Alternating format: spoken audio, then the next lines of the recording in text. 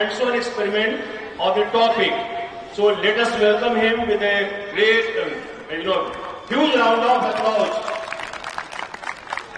Manish Mishra sir.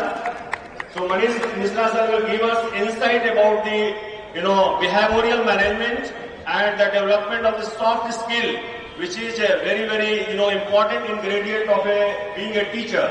So I welcome him and I extend him the good wishes so that he can conduct a very brilliant, outstanding session. So welcome sir once again. Yeah, now I hand over mic to Manish Mishra sir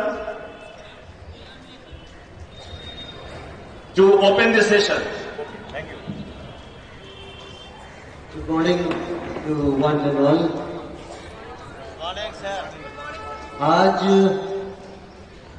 Today we are arranged here for so-called the listed seminar, but I am giving the name of this session is as Journey to the Self. हम अपने भीतर की अंतर यात्रा के लिए थोड़ा प्रयास करेंगे, क्योंकि हम जहां हैं, हम जो कर रहे हैं, वो कार्य हमें अमर बनाने वाला है। क्योंकि किसी न किसी रूप में हम अपने अस्तित्व को भविष्य में प्रतिस्थापित कर रहे हैं। तो इस कार्य में हमको स्वयं को जानना बहुत जरूरी है और इस प्रतिस्थापन में आदर्श मार्ग क्या, इसका भी ज्ञान हमें होना चाहिए। तो मेरा थोड़ा सा प्रयास है जो मैंने अब तक इस संसार से अनुभव किया है, उसको प्रतीकात्मक रूप में, क्योंकि अनुभव शब्दों में नहीं कहा जा सकता, अनुभव जो मेरे भीतर है उसको मैं आपके भीतर डायरेक्ट सीधे स्थापित नहीं कर सकता। अनुभव को प्रतीकात्मक रूप में भाषा के माध्यम से, भाव के माध्यम से प्रकट किया जा सकता है। मुझे अगर ईश्वर का आशीर्वाद मिलेगा तो मैं अवश्य ही अपने कुछ अनुभव आपके भीतर प्रतिस्थापित करने में सफल हो पाऊंगा। आज मेरे मुंह से ये जो वाणी निकल रही है, मैं जो बोल रहा हूं, ये निश्चित रूप से किसी न किसी का प्रतीक है। किसी न किसी ने अपना रूप मेरे अंदर प्रतिस्थापित किया है। तो मैं आज सौभाग्यशाली हूं कि मैं जिनका रूप हूं उसके दो प्रतिमूर्ति यहां पर विद्यमान हैं। एक संदीप सर मेरे गुरु रहे हैं और एक मुकेश सर, इनसे भी मैंने सीखा है। तो इनके ज्ञान को किसी न किसी रूप में मैं आपके सामने रखूंगा ही। तो आप एक लाइव एग्जाम्पल भी देख सकते हैं कि ये ट्रांसफर ऑफ एग्जिस्टेंस है फ्रॉम बर्थ पर्सनैलिटी टू हना। मैं सर, संदीप सर, आपके आशीर्वाद से ही कुछ बोलने में सक्षम हूं, तो कम से कम हाथ उठाकर भी आशीर्वाद दे दीजिए। बाकी मैं उन सभी अपने गुरुओं को प्रणाम करते हुए इस सेशन की शुरुआत करता हूं। और विषय जो निर्धारित है वो है बिहेवियर मैनेजमेंट, आचरण प्रबंधन। आचरण हमसे निकल करके दूसरों के लिए है। अगर इस संसार में कोई किसी से नहीं बोलता, हमको सिर्फ अपने आप में ही रहना होता, तो आचरण जैसा शब्द नहीं होता संसार में। आचरण इसलिए है कि हमको किसी के साथ बात करना है, किसी के साथ अपने आप को जोड़ना है। तो जोड़ने की सही तरीका आचरण ही है और ये सही दिशा में जाना चाहिए और सही दिशा में तब जाएगा जब आपका स्वयं से साक्षात्कार होगा। तो इसलिए मैं ईश्वर के पास जाते हुए सबसे पहले मैं अंतर यात्रा का एक छोटा सा सेशन, छोटा सा एक यात्रा मैं शुरू करना चाहता हूं। मैं फादर से चाहूंगा कि अपने ब्लेसिंग और शांति पाठ के साथ सेशन की शुरुआत करें।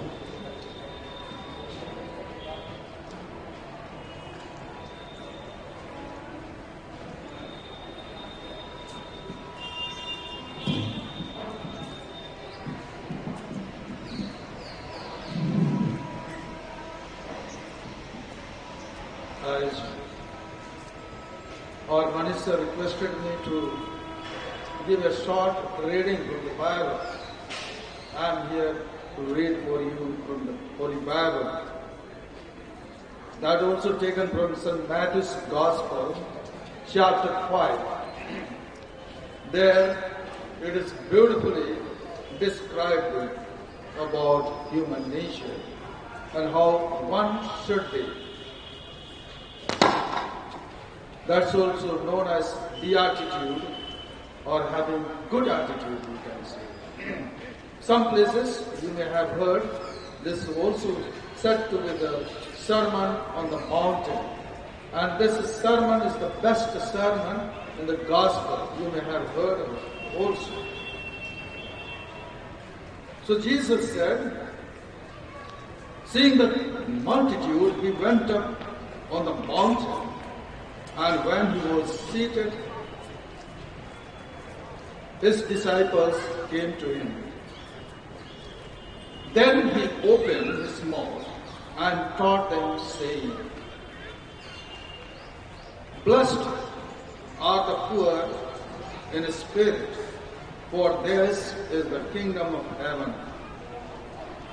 Blessed are those who mourn, for they shall be comforted.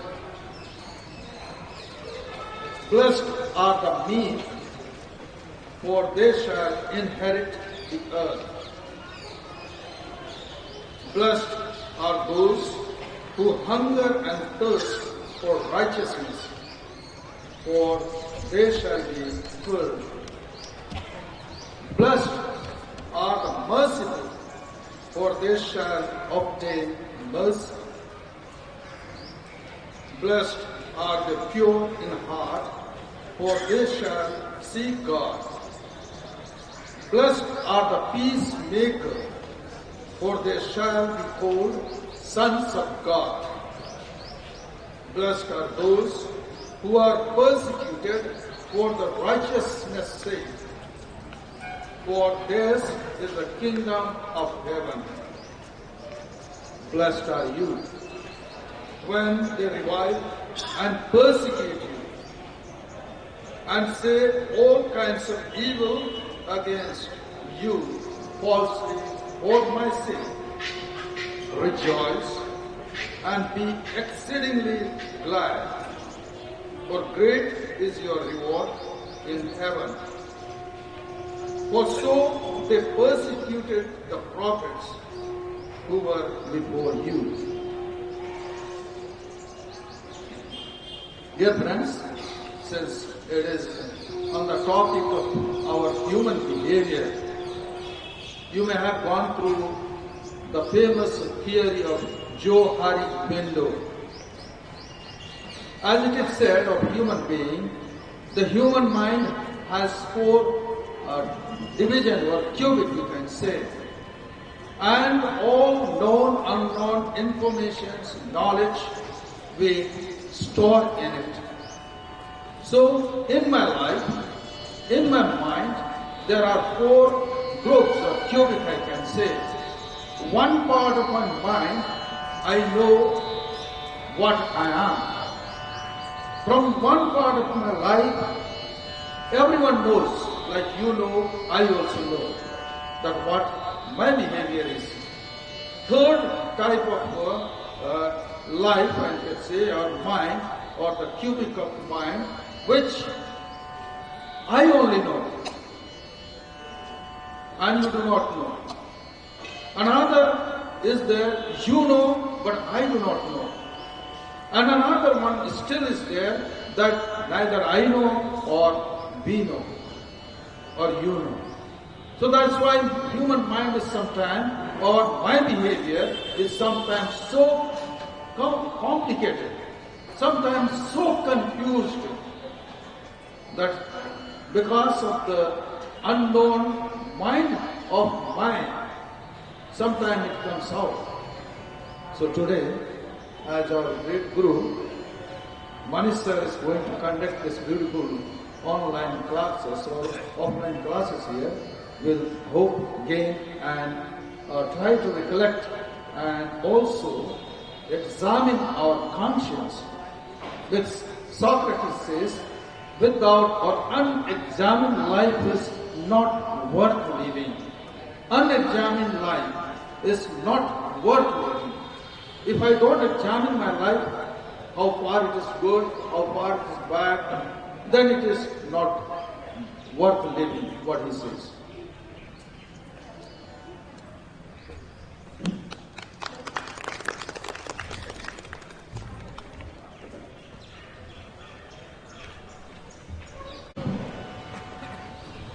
जैसा कि मैंने कहा, हम एक छोटा सा प्रयास कर रहे हैं स्वयं को जानने के लिए। इसलिए मैं भी एक शांति पाठ के साथ इस सेशन की शुरुआत करना चाहता हूँ।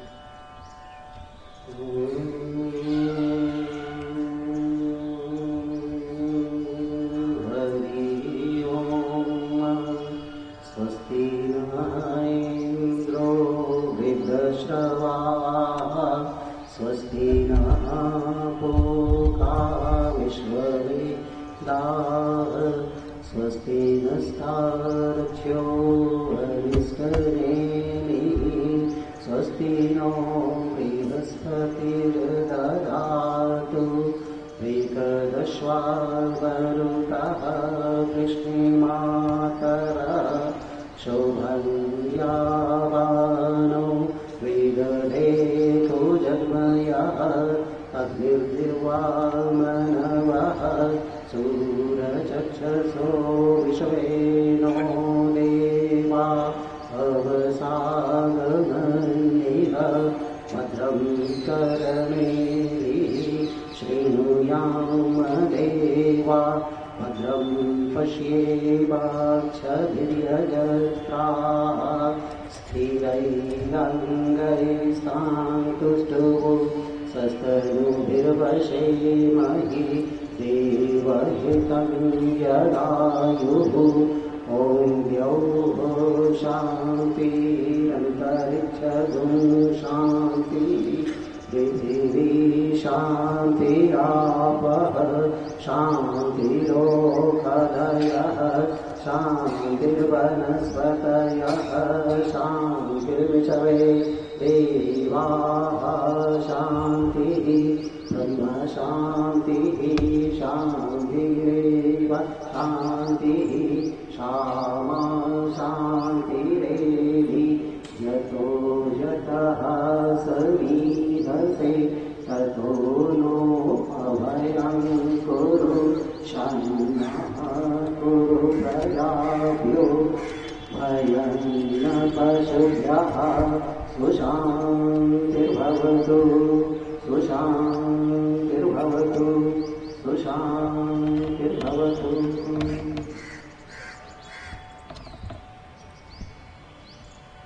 हम लोग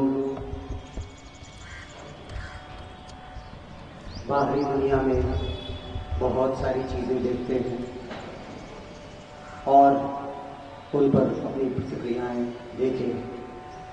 उन प्रतिक्रियाओं का कारण क्या है, हम शायद सोच नहीं पाते, जान नहीं पाते।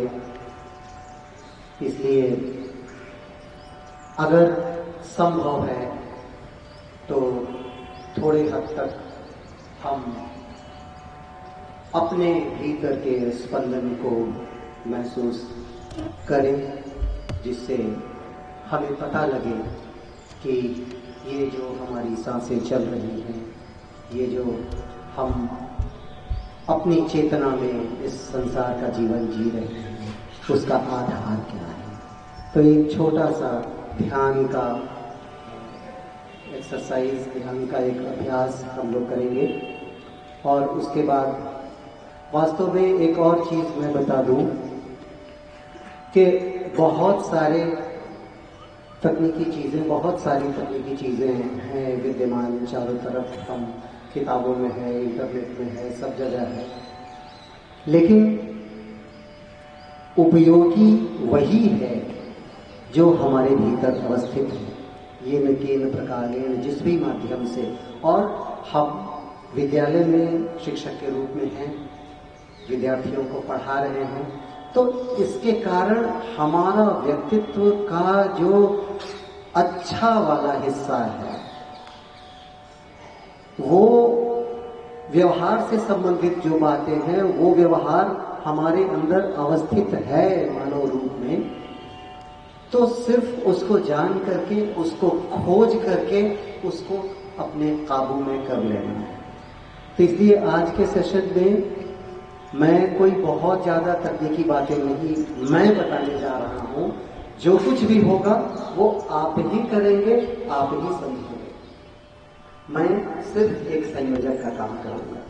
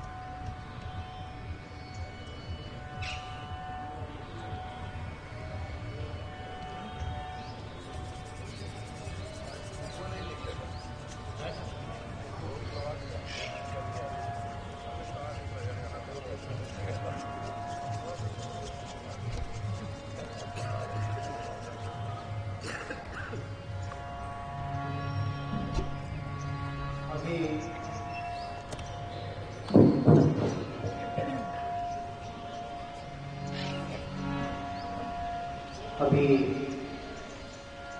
इस ध्यान के सेशन में सबकी आराम की मुद्रा में सब कोई बैठेंगे, जिसमें शरीर में कोई भी तनाव नहीं हो, और आंख बंद करके अपने आप को इस प्रकार करना है कि आपके शरीर में कोई भी बाहरी बल नहीं लग रहा है। आपके शरीर में कुछ भी नहीं, सिर्फ मैं जो सुर लगा रहा हूं उसको अपने भीतर महसूस कीजिए। और शायद आपको लगे कि मेरी आवाज, इस वातावरण में जो आवाज मौजूद है वो आपके भीतर ही बज रहा है। और इस पूरी प्रक्रिया में आपके पास केवल एक चीज है जो सतत चल रहा है, वो है आपकी सांस। तो सांसों को महसूस कीजिए। सांस को अपने लेना छोड़ना नहीं है, सांस जैसे चल रहा है चलने दीजिए। बस महसूस करना है कि आपकी सांसें चल रही है। और अगर हो सके कोशिश करनी है कि जब सांसें बदलती, सांस मैंने ले लिया, सांस मैंने छोड़ दिया, तो लेने और छोड़ने के बीच का जो बिंदु है, संक्रमण बिंदु है, जहां पर एक क्षण मात्र के लिए भी आपकी सांस रुक जाती है, उस रुकने वाले बिंदु को महसूस करना है।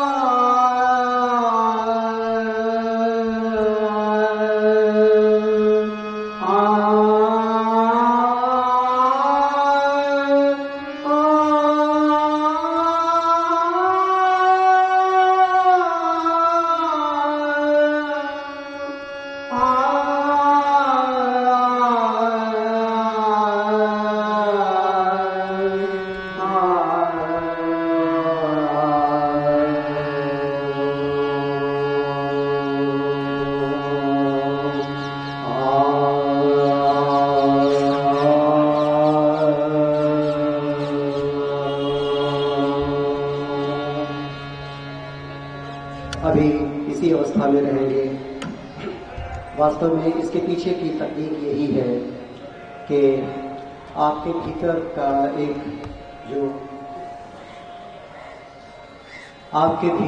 एक साज है, आपके भीतर के जो वाइब्रेशंस हैं, वो इस आवाज के साथ मिलकर के, इन सुरों के साथ मिलकर के एक तारतम्य बजाय आघात करना, उस पर उसको एक्टिवेट करना, यही मुख्य उद्देश्य है इसका। और इसमें इसी बात का ध्यान रखना है कि आपको किसी तरह का कोई तनाव, किसी तरह का कोई बाहरी प्रयास नहीं हो।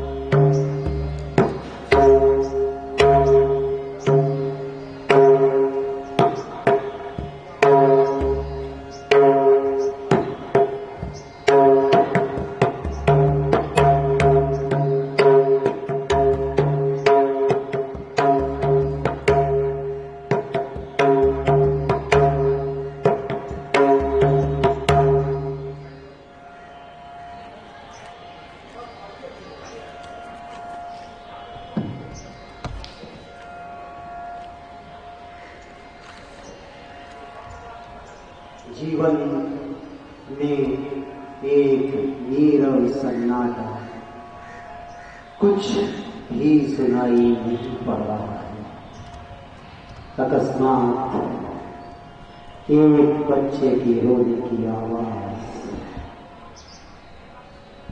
गर्भनाल में लिपटा एक बच्चा मां की गोद में डाल दिया जाता है। मां को देखिए, वो आपकी मां है। बच्चे को देखिए, वो आप है, गोद में पड़ा हुआ, गर्भनाल में लिपटा हुआ वो बच्चा आप है। यह वो क्षण है अनंत समयांतराल में,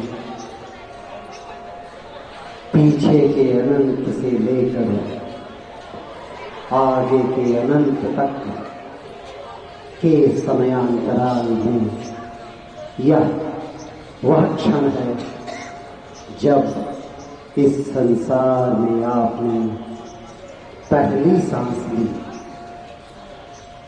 काल का यह वह बिंदु है जहां से संसार के गाथा ग्रंथ में आपके नाम का एक नया अध्याय लिखा जाने लगा। उस समय पथ पर आगे बढ़िए, आगे बढ़िए, आगे बढ़िए। आपका बचपन,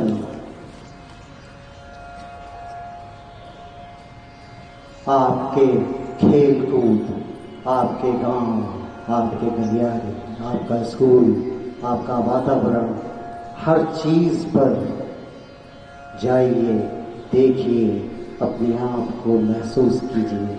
आप हैं उस काल में थोड़ी देर के लिए। आगे बढ़िए एवं उत्तरोत्तर उन सभी क्षणों का साक्षात्कार कीजिए जहां से चलते चलते आप आज इस कालखंड में विद्यमान हैं, मेरी ध्वनि को आत्मसात कर रहे हैं। इसी यात्रा में आपने मृत्यु को भी देखा है। अपने प्रिय के भौतिक अवसान का समय, वो क्षण आपके सामने, वो क्षण है, आपके सामने वो वातावरण है जिस क्षण में आपने अपने प्रिय का अवसान साक्षात्कार किया है।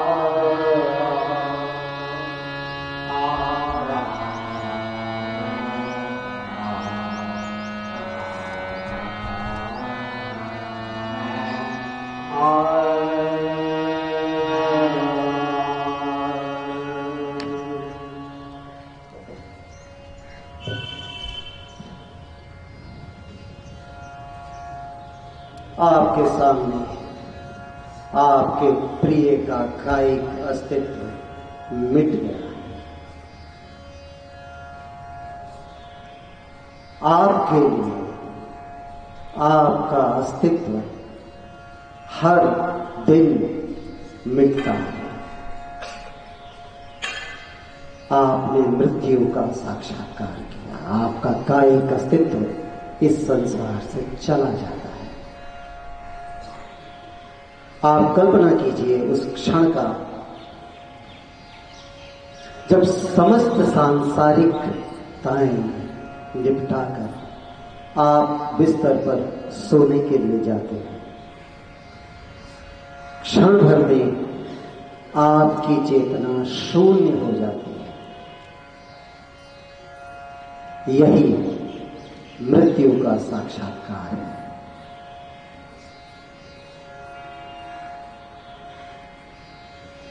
जिसको आप जागना कहते हैं वो आपके वश में नहीं। अगर ईश्वर ने नहीं चाहा तो आपकी वही चेतना शून्यता आगे बढ़ जाएगी और आपके परिजन आपको उठा करके या तो अग्नि को समर्पित कर देंगे या भूमि को समर्पित कर देंगे।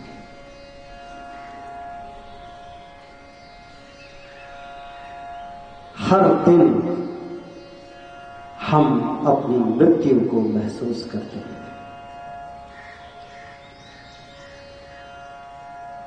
आश्चर्य तब है जब हम सब कुछ करते हैं और इस मृत्यु की बात नहीं करते। तो आज इस अवस्था में जब आपकी सांसें चल रही हैं, आप महसूस कर रहे हैं, तो ये ईश्वर का सबसे बड़ा वरदान है कि हम अपनी चेतना को महसूस कर रहे हैं। अभी कुछ ही देर पहले उसी मृत्यु से विजय प्राप्त कर हमने अपनी चेतना को महसूस किया है। ये बात इस ध्यान की अवस्था में महसूस करके हमें हमेशा याद रखना है। अब आप अपनी आंखें खोल सकते हैं।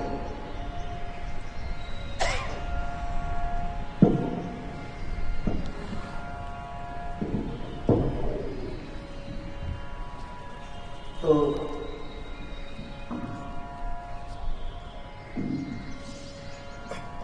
जैसा कि मैंने कहा कि आचरण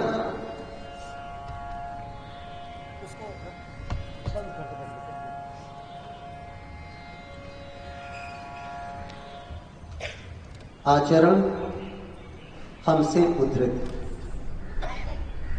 बहुत सारी फादर ने भी ये चीजें बताई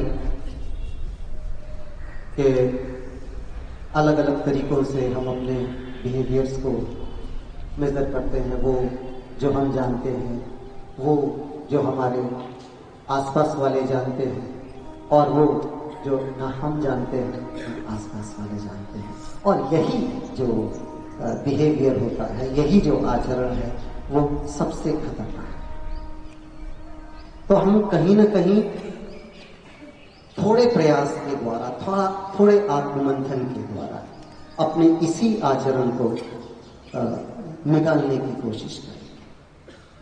और हमारा ये पूरा का पूरा जो सेशन है, वो हमारे सांसारिक जीवन से नहीं, हमारे परिवार के जीवन से नहीं जुड़ा भले हो सकता है, लेकिन हम सारी जो खोज और अनुसंधान यहाँ पर करेंगे वो सिर्फ और सिर्फ स्कूल के परिप्रेक्ष्य में, क्योंकि हमारा अंतिम लक्ष्य है अपने आप को भविष्य में प्रतिस्थापित करना। अब आप एक बार फिर से अपने भीतर आत्ममंथन करके देखें और ईमानदारी से सोचें कि हमें जो ये शिक्षक का डेजिग्नेशन मिला है, पद मिला है, वो कैसे, क्या मैंने प्राप्त किया या मेरी असफलताओं ने किया? आप किसी से भी पूछिए, भाई आप टीचर हैं, कैसे बता? कुछ ना, बीपीएससी की तैयारी की, यूपीएससी का तैयारी की, इंजीनियरिंग का तैयारी किया, मेडिकल का तैयारी किया, आप कुछ ना हुआ तो चल भाई कुछ ना कुछ करना तो है ना, मास्टर बन गए। तो ये जो मास्टरी है, ये अगर इस रूप में देखा जाए तो बड़ा खतरनाक है। तो कुछ ना, परिवार का पालन पोषण करना है, तो चल रहा है, पढ़ा के पैसा कमा लेते हैं, आओ सब कुछ हो जाएगा। नहीं, इसको अगर ऐसे देखें कि आपको दूसरी सफलताएं इसलिए नहीं मिली कि आपको ईश्वर ने कहीं और के लिए बनाया, क्योंकि जब आपका जन्म हुआ तो आपके लिए जो कार्य सिद्ध हुआ, कार्य जो किया गया, वो था भविष्य का निर्माण करना। तो आपको कैसे मिलता यूपीएससी की सफलता? आपको कैसे मिलता है इंजीनियरिंग की सफलता? आपको तो क्या आता? तो ये भाव अगर मन में आए कि मुझे बच्चों के साथ, बच्चों के लिए स्वयं को भविष्य में प्रतिस्थापित करने के लिए ईश्वर ने भेजा है, तो मेरा मन गर्व से चमक उठता है। मैं चुना गया भविष्य के निर्माण।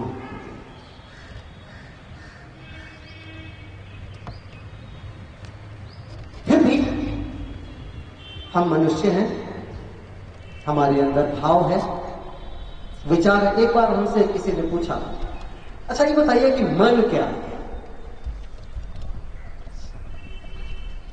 अब हमरा नियन साइंस पढ़े वाले आदमी, दिन रात कंप्यूटर टप टप करे वाला आदमी मन के बारे में क्या बताया? तो मैंने कहा कि देखिए, हमको एक सवाल का जवाब दीजिए। आजकल तो बड़ी, आप जानते हैं, साइबर वर्ल्ड क्या है? बोले कंप्यूटर में जो चलता है इंटरनेट, वही साइबर वर्ल्ड है। कहाँ है उसको आप छू सकते हैं? दिखाइए कहाँ, हमको ले जाइए साइबर वर्ल्ड में। ये साइट खोलो, वो साइट खोलो। अरे भाई, वो तो वेबसाइट है, यह साइबर वर्ल्ड क्या है? तो साइबर वर्ल्ड अगर टेक्निकल टर्म में देखा जाए तो बहुत सारे वेबसाइट्स का, बहुत सारे कॉन्सेप्ट्स का, बहुत सारे क्रिएशंस का एक समूह है। हमारी काया, हमारा शरीर जो निर्मित हुआ है, वो एक मशीनरी, और उस मशीनरी में अनुभवों के आधार पर जो प्रतिक्रियाएं होती हैं, वो प्रतिक्रियाएं ही भाव।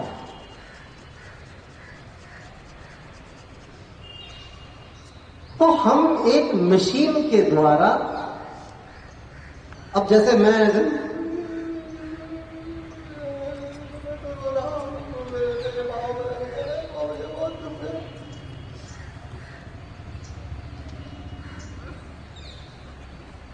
मुझमें दर्द हो रहा है, तो ये क्या है? मेरे फेस की मांसपेशियों का खिंचाव।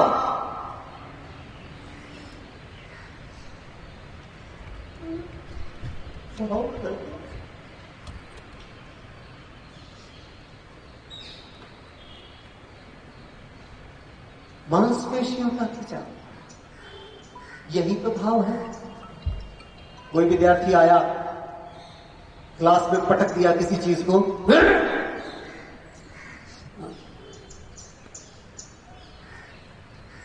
यही तो है।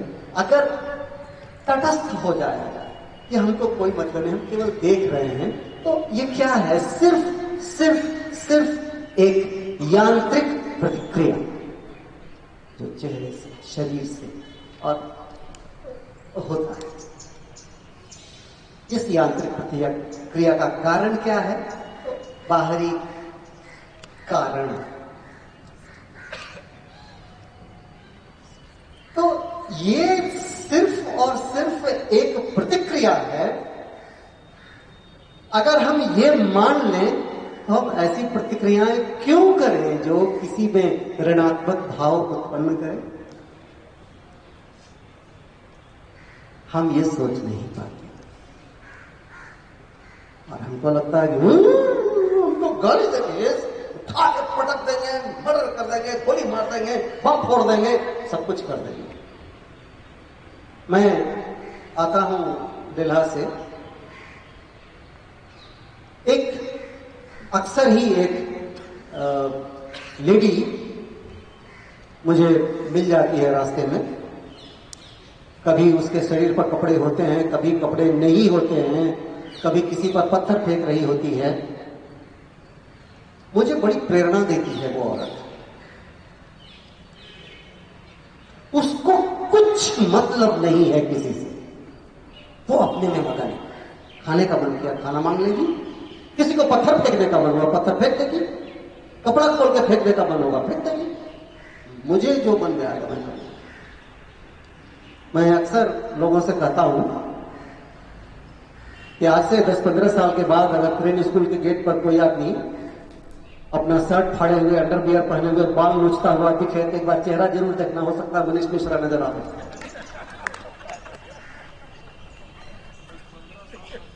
अभी भी कभी कभी ऐसा व्यवहार हम करते हैं।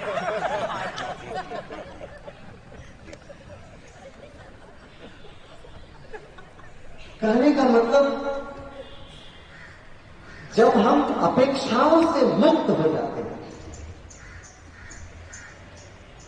तो फिर पूरा का पूरा भाव हमारे नियंत्रण में आ जाता है। और जहां अपेक्षाएं आती हैं मन के भीतर, वहां आपका भाव अनियंत्रित हो जाता है।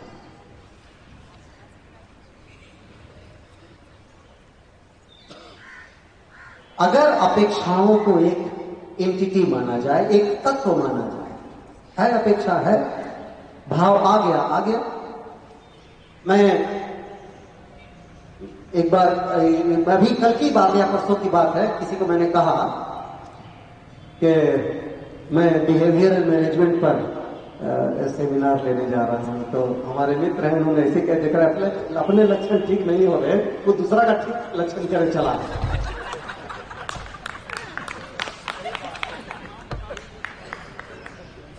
तो हाँ, प्रवचन दूसरे के लिए होता है सर, अपने लिए थोड़ी होता है। हाँ, सब कोई जानता है मैं शॉर्ट टेम्पर हूं, बड़ी जो भी गुस्सा आता है हमको।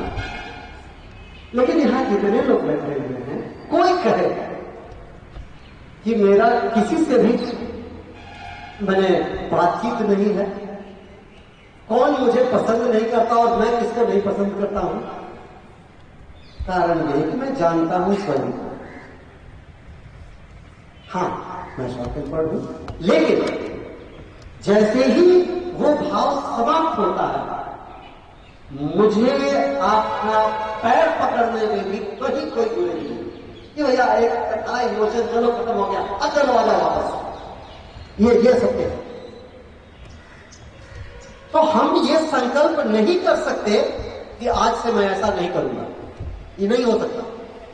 आप एकदम हाथ में गंगा जल, आज मैं संकल्प करता हूं कि मैं आज से गुस्सा नहीं करूंगा, निश्चित रूप से समझ लीजिए आप झूठ बोल रहे हैं। मानव शरीर है, मानवीय काया है, तो मानवीय भाव होंगे ही, नहीं कैसे होगा जी। संकल्प यह करना होता है कि मुझमें कोई भाव जब अनियंत्रित होगा तो जितना जल्दी हो सकेगा मैं उससे निकल करके संभव में आ जाऊंगा। और जहां तक मनोज सर ने कहा कि उपदेश देना आसान है, हाँ आसान है, उसको इंप्लीमेंट करना उतना ही मुश्किल है। मैं सिर्फ वही बातें बोल रहा हूं जिसको मैंने अपने ऊपर प्रयोग किया। व्यवहार को साम्य करना कहा जाए, एक बहुत बड़ी तपस्या है। हर गलत व्यवहार के बाद एक बात याद रखिए, अच्छा ठीक है अबरी से न करें, फिर दोबारा होगा, फिर बोलेगा अच्छा ठीक है अबरी से न करें, फिर व्यवहार हमारा गलत हुआ, फिर संकल्प कीजिए अच्छा अगली बार से नहीं करेंगे। एक क्षण आएगा जब आप शून्य हो जाएंगे, अच्छा ठीक है भाई कहा ठीक है। तो जब हमारे भीतर ये साम्य स्थापित हो जाए तो फिर हमारा सारा भाव अपने नियंत्रण में होगा। बच्चा अगर कुछ गलती किया उसको डराना है तो एकदम डरावेंगे, लेकिन अनियंत्रित नहीं होंगे। एक टीचर हमको बोले कि क्या करें, तो बचवा गलती करता है ना तो मन में अनियंत्रित रहता है, आज 2-4 थप्पड़ मार दिए वो विद्यार्थी को, ये अनियंत्रित।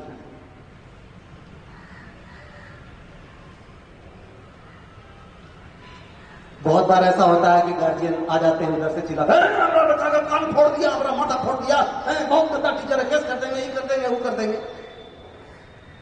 तो अगर आप नियंत्रित भाव में ये काम करेंगे तो आपके पास पूरा का पूरा आर्गुमेंट होगा कि मेरे पास ये कारण था जिसके कारण मैंने ऐसा किया। पॉजिटिवली, निगेटिव नहीं।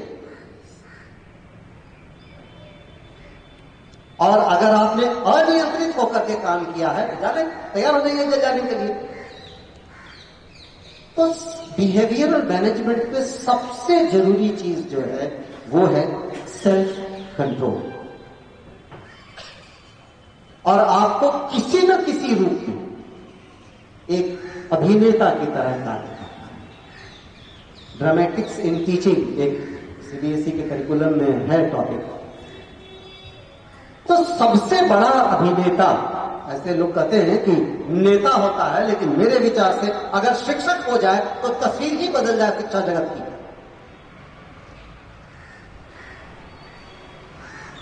मतलब अपने भावों पर नियंत्रण। आप जो कर रहे हैं आपको मालूम होना चाहिए कि आप क्या कर रहे हैं।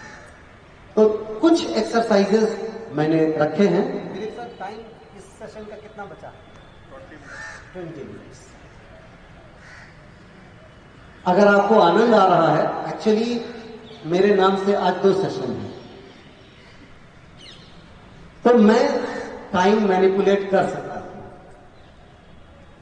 अगर आपको इसमें आनंद आ रहा है तो इसको कंटिन्यू करेंगे, तो उसमें टाइम कम रखेंगे। अगर इसमें आनंद नहीं आ रहा है तो इसको कम करके वहां बढ़ा देंगे। वो तो सिनेमा देखे वाला सेशन है। फिर भी जो कुछ एक्सरसाइजेज है, संतोष कहाँ है भाई?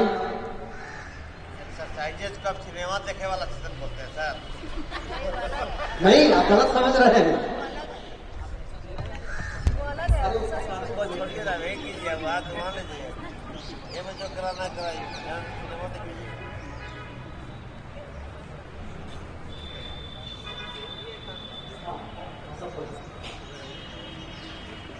आपके पास अभी एक कागज आएगा, उसमें एक नंबर लिखा हुआ होगा, उस नंबर को अपने ध्यान में रखें।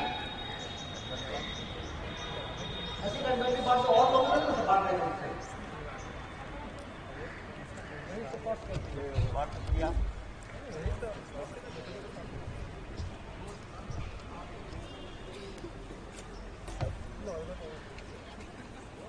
नंबर को क्या करना है? सबके पास घुस तो जाए। एक नंबर है मेरे पास, अलग अलग ही होगा। एक नंबर हम लोग के पास, मिलाना जरूरी नहीं है। एक नंबर 2 आदमी के पास भी रह सकता है। हाँ, और उसको उलट देने पर दूसरा नंबर आ जाएगा तो उसको क्या करें? और नंबर माने ऐसा नहीं होगा। ऐसे नहीं होगा। बोलिए। नंबर ये है ना, इसको उलट देंगे कितना हो जाएगा? काहे उलट रहे? ये नहीं ऊपर नीचे, ऊपर क्या है कि नीचे किधर है पता नहीं चल रहा है। वहाँ देखिए कि आप किस रूप में देखिए, आपका नजरिया क्या है? नजरिया तो यहाँ पर जो सामने है उस पर पता चलेगा नजरिया आपका क्या है। यही होता है, व्यक्ति जो होते हैं ना, एक ही होता है इंसान, उसको अलग अलग तरीके से देखता है। नहीं, तरीका तो आपको जब आपका बिहेवियर पर तरीका बताता है। मनोज दास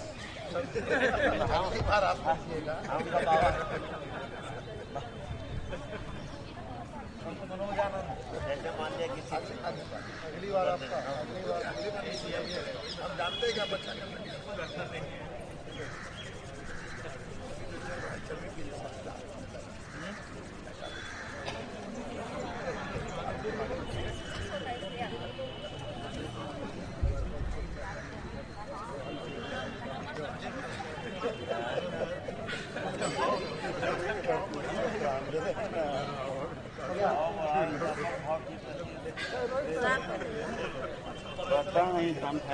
तो एक नंबर है, एक नंबर किसके किसके पास पहुंचा? हाथ उठाइए। 2 वाले कौन कौन है? अकेले? 3, 4, 5, 6, 7, 8, 9, 10, 11, 12।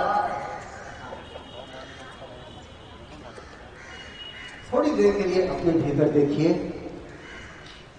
बच्चों के साथ अपने व्यवहार पर गौर कीजिए और अपना नाम लिख करके आप जो महसूस करते हैं कि मैं ये बच्चों के साथ अच्छा नहीं करता हूं, उसको लिखिए।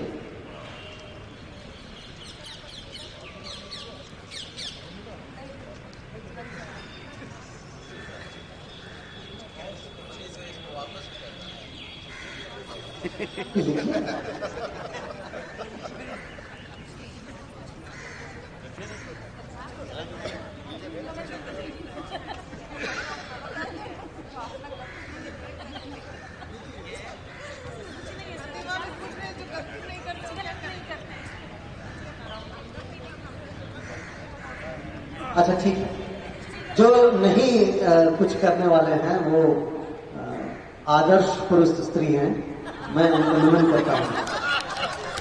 उनका सेशन, उनके लिए मेरा सेशन नहीं है।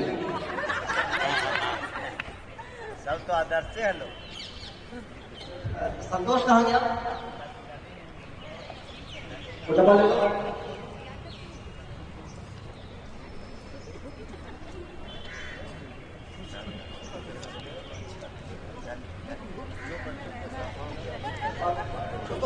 डाल दीजिए, मोड़ करके डब्बे में डाल। जिन्होंने कुछ लिखा है, जो नहीं लिखा छोड़ दीजिए।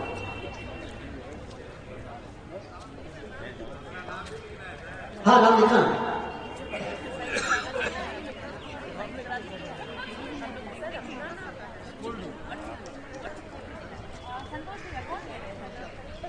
संतोष बब्बू कोई नहीं दे रहा है, जिन्होंने लिखा है वो डाल दीजिए, जिन्होंने नहीं लिखा वो नहीं डालेंगे।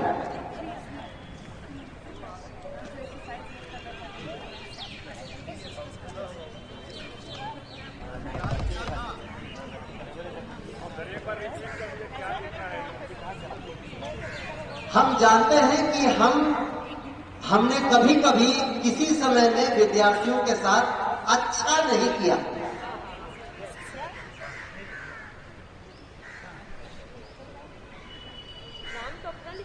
हाँ, नाम अपना।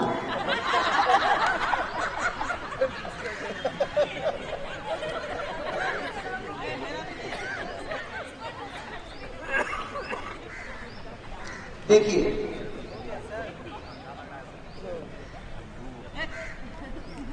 स्कूल के कंटेक्स्ट में, विद्यार्थियों के कंटेक्स्ट में, हम स्टाफ के बीच में सब एक से एक पढ़े हैं, सभी किसी न किसी रूप में एक्सपर्ट हैं। वास्तव में हर व्यक्ति एक्सपर्ट है।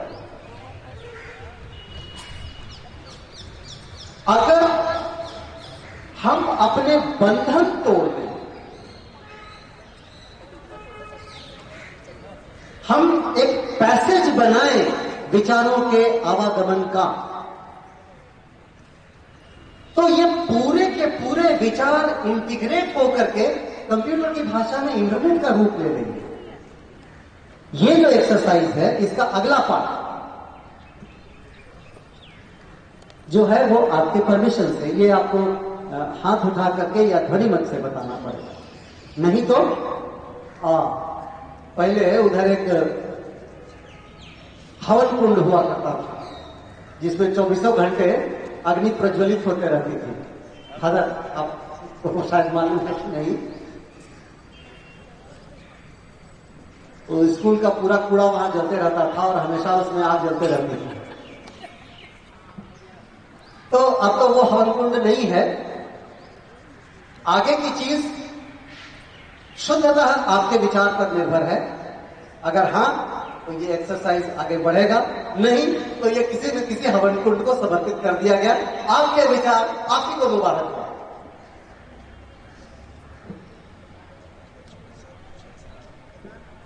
हमारे भीतर के जितने भी नकारात्मक भाव हैं, 99% परिस्थितियों में वो अनियंत्रित होते हैं। अगर आप नियंत्रित हों, अपने भीतर खोज करके देखें, अगर आप नियंत्रित हों तो आपका विद्यार्थी आपका बच्चा होगा। आपका विद्यार्थी खराब हो ही सकता। वास्तविकता यही है।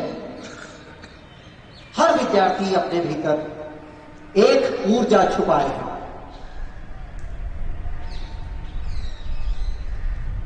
अगर उसके अंदर ऊर्जा नहीं होती तो वो किसी पागल खाने का सदस्य बनकर के बैठा होगा।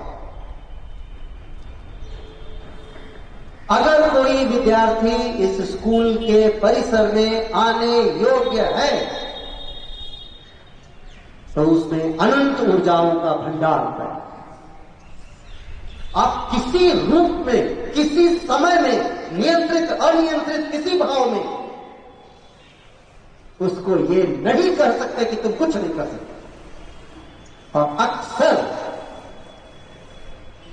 हम भावावेश में ये बोल जाते हैं कि कर रहा करूंगा तो कुछ करेगा ना, कुछ नहीं तुम कर सकते।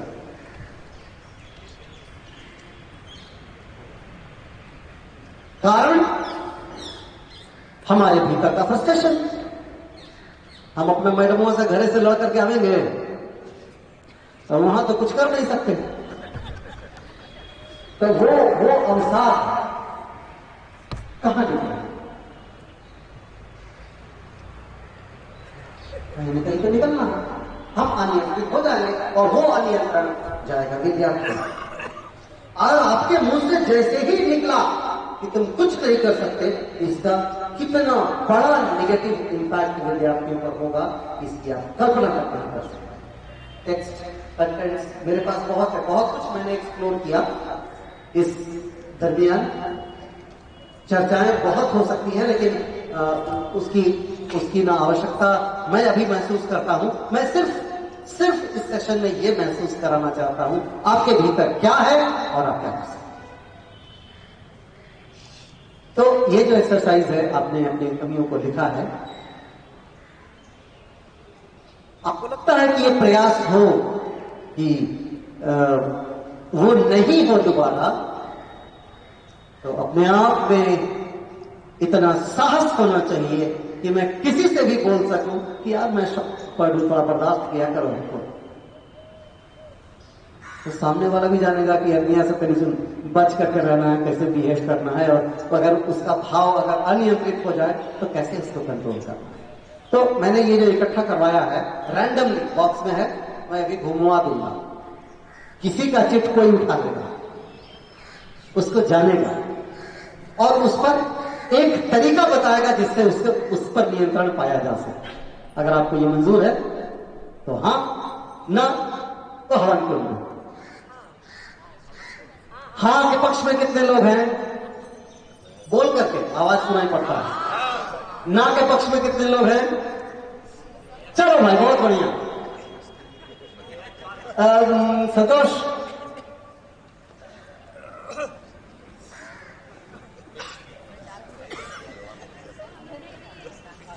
सर नहीं लिखा है तो आपका एंगल शो करता है कि आपका झुकाव उधर ज्यादा है। हाँ, ऑफ कोर्स महिलाओं पर तो ध्यान ज्यादा रहता ही है। थोड़ा उसको चेंज कीजिए। मैनेजमेंट वही है।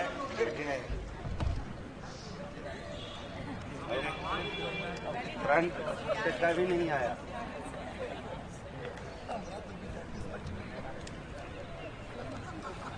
क्या निकलना है?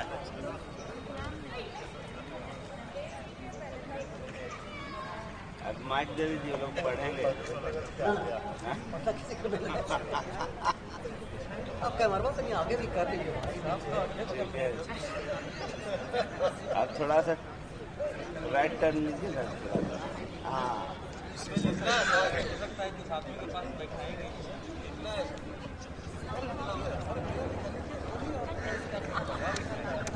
एक्चुअली बहुत ज्यादा से वाइड हो गए। देखिए, वहाँ तक कोई मतलब नहीं था।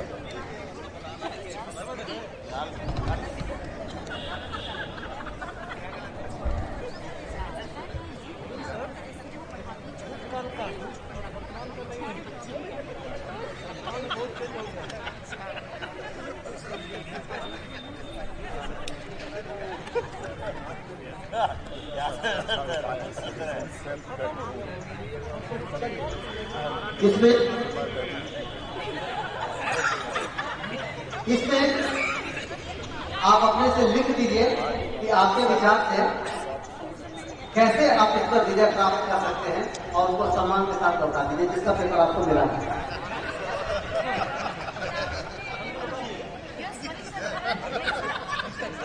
जिसका भी पेपर आपको मिला है, उन्होंने बड़ी विनय के साथ आपको ये कहा है कि हे प्रभु, मेरे अंदर ये कमी है, इसको कैसे मैं दूर करूंगा।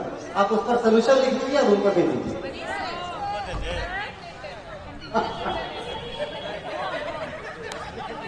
उसका कुछ नहीं हो सकता। इसका कुछ नहीं लिखा हुआ है। उसको भगवान भरोसे, भगवान भरोसे, उसका कुछ नहीं हो सकता। तब कोई उपाय नहीं है। देखिए, हम अपने अंदर परिवर्तन तभी कर सकते हैं जब मैं अपने आप को प्रस्तुत करूंगा कि हाँ यार, हम तैयार हैं, हम पर तुम एक्शन लो।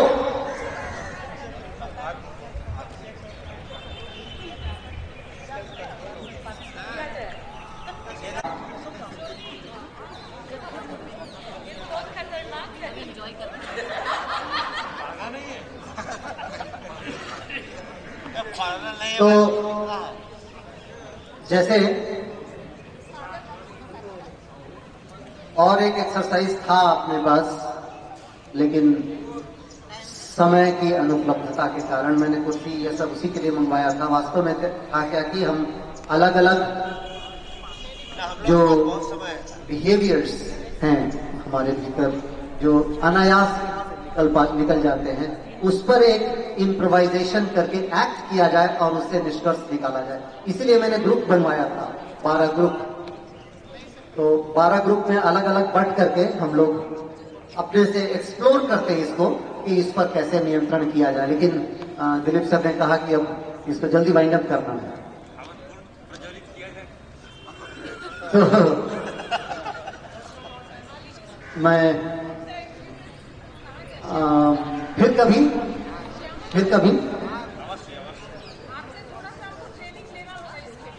क्योंकि